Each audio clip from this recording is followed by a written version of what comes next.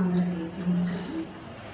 మరి జనసేన మహిళ మన గౌరవులైన జగనన్న సతీమణి గురించి మరి తప్పుడు వాక్యాలు మాట్లాడింది. అంటే ఆమె ఏ రోజు కూడా ఒక రాజకీయంగా బయటకు వచ్చి ఏ మహిళను కూడా కనీసం సంబోధించలేదు. అసలు నువ్వెవరో కూడా బాధ్యమని లేదు, నువ్వు ఒక అడ్డగాడు కాబట్టి. ఎందుకంటే వాయిస్ ఇచ్చేటప్పుడు ఏం మాట్లాడుతున్నావు? ఒక మాజీ ముఖ్యమంత్రి భార్యను పట్టుకొని ఒక అడ్డగాడను సంబోధిస్తున్నావు అంటే నువ్వు ఎట్లాంటి నీచరానివి? ఆమె స్థాయి ఏంటి? నువ్వేంటి? నువ్వు కనీసం ఆ కాటి గోళ్ళు సరిపోదావా? ఇలాంటి వాళ్ళ గురించి మరి ఈ జనసేన నాయకుడు ఏం చేస్తున్నాడో నాకైతే అర్థం కాదు. ఇలాంటి సంబోధిస్తే ఊరుకుంటారా?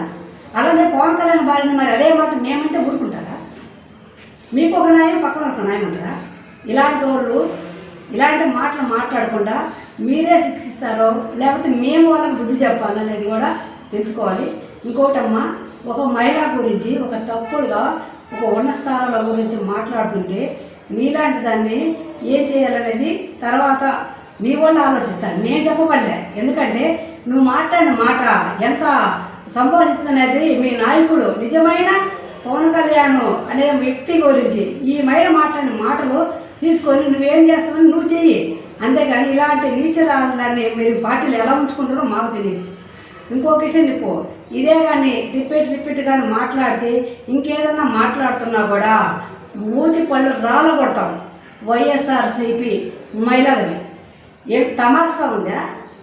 ఒక భాష మాట్లాడేటప్పుడు కనీసం ఇంగిత జ్ఞానం ఉండాలి.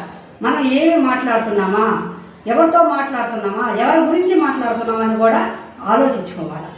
అక్కడ ఉగాది పండగ జరుపుకుంటూ వాళ్ళు భార్యాభర్తలు కూర్చుంటే నీలాంటిది ఒక ఓర్చుకోలేక మరి నీ నాయకుడు పెట్టమన్నారో ప్రెస్ మీటు, మీకు సొంతంగా ప్రెస్ మీట్ పెట్టారేమో. కానీ ఒక్కసారి గుర్తుపెట్టుకోండి, జనసేన నాయకుడు మరి పవన్ కళ్యాణ్ గారు ఇలాంటి మాటలు మాట్లాడుతుంటే మీకు ఎలా ఉందో కానీ మిగతా చూసేవాళ్ళు దీన్ని ఈడ్చి చెప్పుదా కొడతాం. మేము గుర్తుపెట్టుకో, మీరు చెప్తారా మేము చేయమంటాం ఆ పని అనేది కూడా మీకే వదిలేస్తున్నాం మేము.